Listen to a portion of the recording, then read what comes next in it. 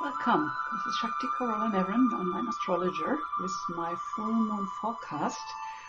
And the full moon is in Scorpio, which is, I would say, the most intense sign in the zodiac. So we have to dive deep and do some exploration about how we can use actually this energy to grow and come out of the process as phoenix out of ashes. So the full moon is happening on May 10th at 20 degrees in Scorpio at 2:42 p.m. Pacific Standard Time. So wherever that's happening in your chart, that's the area in your life or the planets representing those inner parts which are going to be activated and especially impacted with that theme of intensity and going deep and facing your fears and your insecurities and basically some unconscious material you are now ready to face. And I think that's really a beautiful thing with Scorpio, that we have that chance throughout our life, whenever that's activated through moon astrology or through Pluto touching areas in our chart, we are invited to transform. We're invited to grow out of the rut, and what that does when we go deep into those unconscious structures, those inner wounds, those insecurities and fears, what happens after we confront that stuff, that we get freed up. A lot of life force energy gets freed up. But of course, when the moon is traveling through Scorpio, which it does once a month, but then the full moon is it's coming really in the foreground. It's kind of fully enlightened, so to speak. So then we all have to face something deeper than we are used to in our life. So if you have been following me with my forecast, you know that I always try to concentrate the forecast information I give you into some very practical, applicable subjects. So we could say with Scorpio and the full moon, it's really all about connecting with those deeper layers and healing some inner wounds. So that's a chance with this full moon. So astrologically, whenever we have a full moon, then the sun is in opposition to the moon. So the sun is in Taurus, as you probably know. So sun in Taurus, putting the focus of our consciousness, the light of our consciousness, onto Taurus, which is an earth sign ruled by Venus. So it's all about getting comfortable, grounded in our body, in this life, and smelling the roses, integration in a very practical way. On the other hand, the full moon is in the opposing sign in Scorpio, where it's about, well, let's look at the deep hidden stuff first before we get comfortable. So in a way, a full moon is always about integration of those opposing forces. So Scorpio we call the psychoanalyst or the magician. So the psychoanalyst kind of refers back to that idea that the psychoanalyst helps you, or the therapist in general might be able to help you to face those deeper layers. And whenever we do that, then the Taurian quality of relaxation, integration, and just feel more comfortable in ourselves and our life. We feel good about ourselves. So that's the intention. So as you might know, Scorpio is ruled by Pluto, and Pluto is looked at the god of the underworld, the god of death and transformation. So this is not a planet we take very lightly in astrology. So whenever you have a Pluto transit to one of your planets in your chart, these are those most deeply transforming times in your life. And to tell you the truth, a lot of people I give readings to, they have current Pluto transits in their life. So this is when we got shaken up and we need to do something, and we go out and we want support and taking that deeper look. And of course, I'm very biased. I think consciousness really holds the key to how we're able to deal with ourselves and what comes at us. So for me, astrology and an astrological birth chart reading will maybe make a big difference, change your life forever, because suddenly you're able to connect the dots and what you do know about yourself in a new way. And that might make all the difference in a situation where you have that moment of consciousness, and with that choice, how you want to deal with something coming at you. So for me, astrology, and especially evolutionary astrology, is all about that freedom of choice and that support to help us thrive.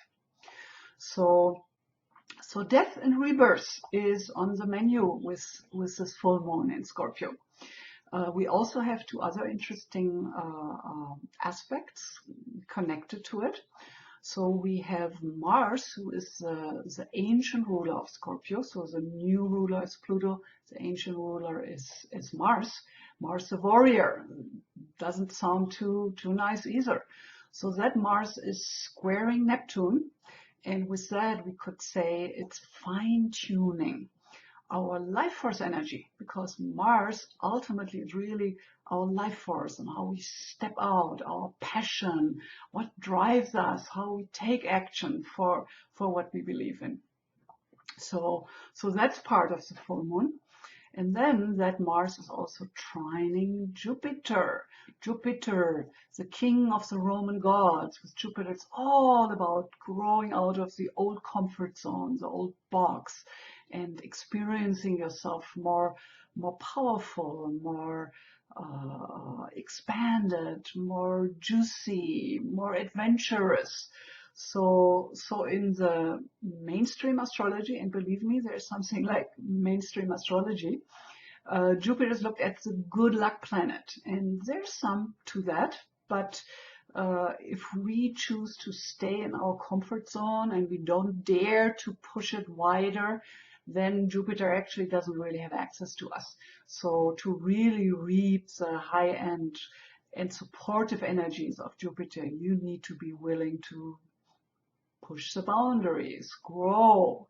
And in that way, I think this full moon is very supportive for us to do that, to grow up, to integrate things we know about ourselves or might not know yet in a new way. So there's some areas as a result of that I want you to be aware of around this full moon. So when we say it's a time of transformation, so what is transformation? Transformation, we usually look at something we are rubbing against and we have a hard time with, and then we find a new way to frame it, and then suddenly we're able to hold it in a different way, and then we kind of freed of that old way of dealing with things. So the image for that to hold is phoenix out of ashes. So what does the phoenix story look like? So it's the old eagle, the old bird, throwing itself into the fires of transformation, and the young bird takes flight out of the flames. So transformation is that idea that something old needs to go. We need to release something old. We need to burn something which ultimately is not serving us anymore.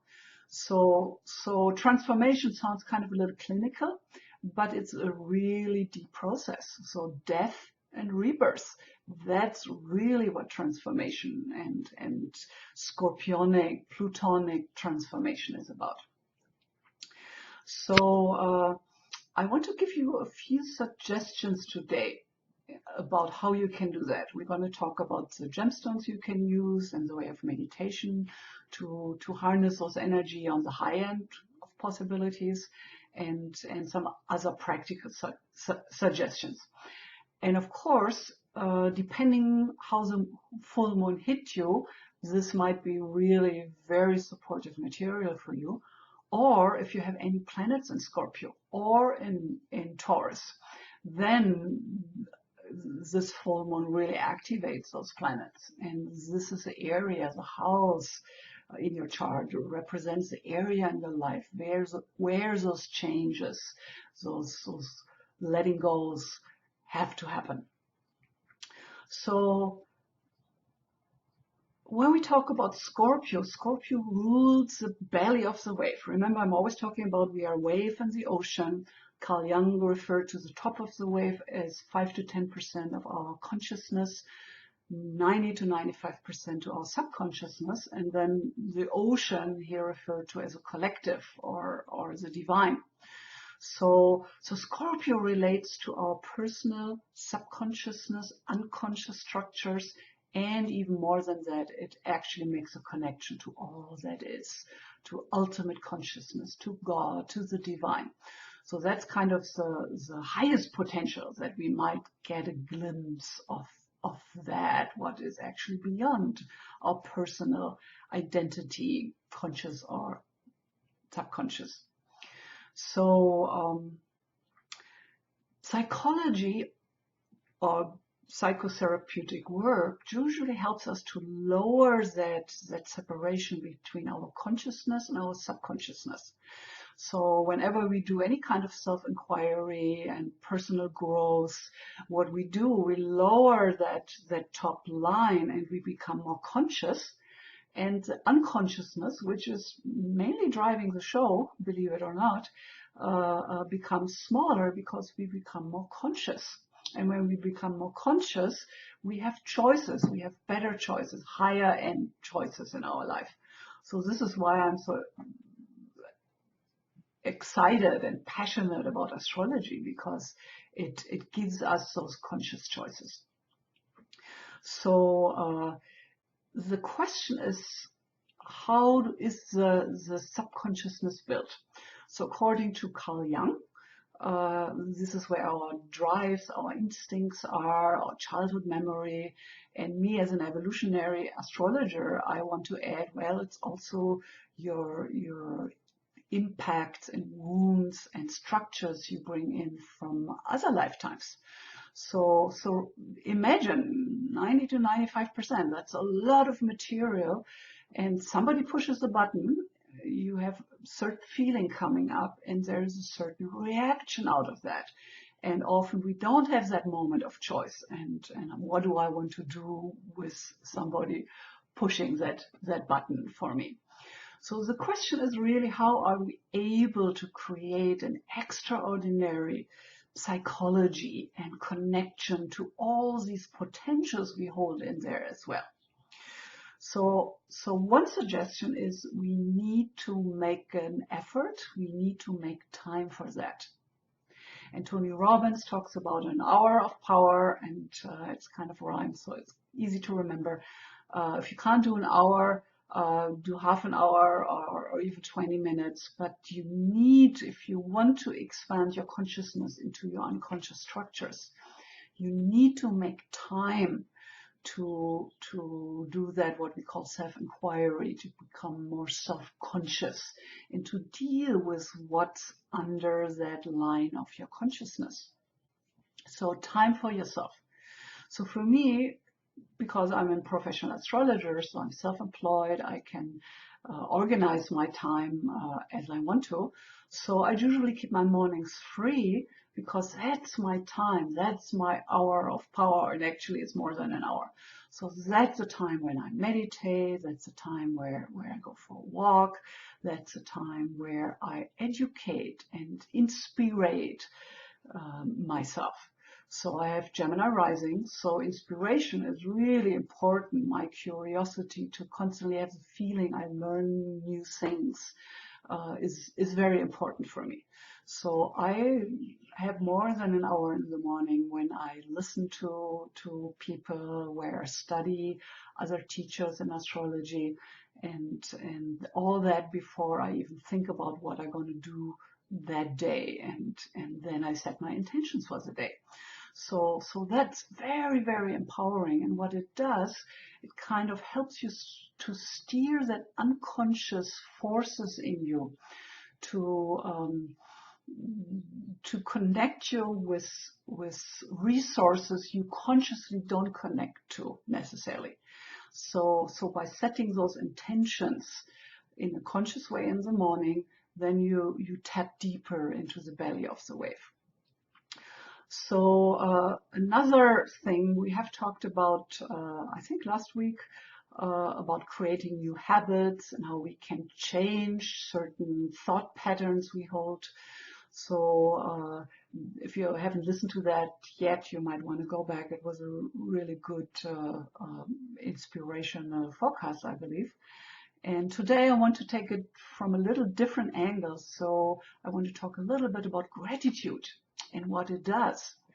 Well, there have been researches done that it really changes something in our brain when we focus on gratitude. And it's part of my morning ritual to focus on what I already have in my life, my loving husband, my friends, all the good things in my life.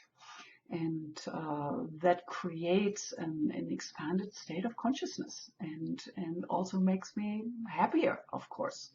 So it also helps us to kind of relax more into who we are.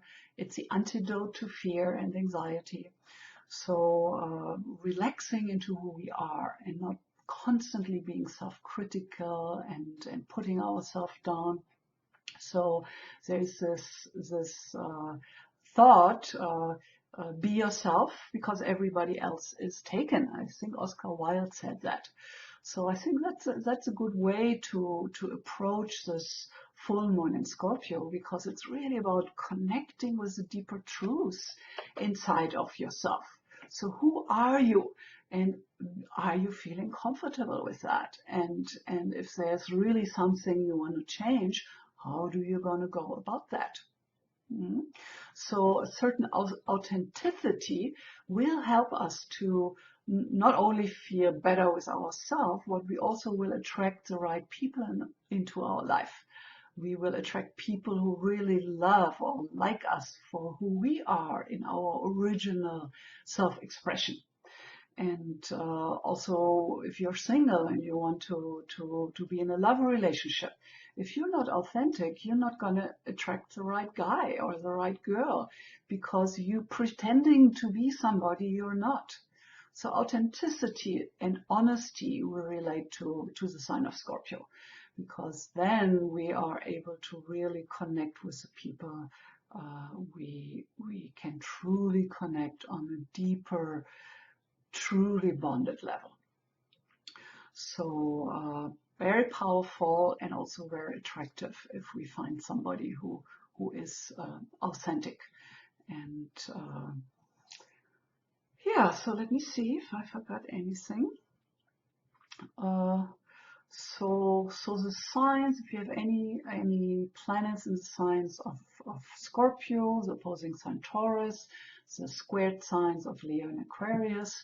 So probably you have something in one of those signs. So this is where you want to pay attention to, because that area in your life, that house in your chart representing a certain area, this is where that authenticity, that depth, that ability to be truly honest, first of all with yourself, this is where it wants to show up.